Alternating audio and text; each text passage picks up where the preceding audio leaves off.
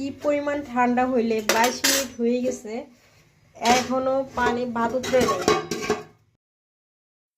এই যে 22 মিনিট হয়েছে যে আমি ভাত চড়াইছি, 22 মিনিট 25 মিনিট হয়ে গেছে, এতক্ষণে ভাত হয়ে যাওয়ার কথা, কিন্তু ভাত এখনো উতরে নেই, এত পরিমাণে ঠান্ডা।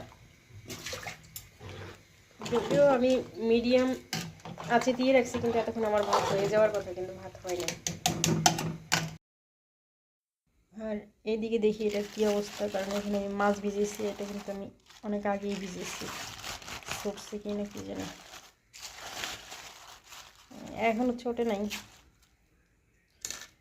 এগুলো কি মাছ বলে, সরপুঁটি নাকি সম্ভবত সামুদ্রিক পুঁটি।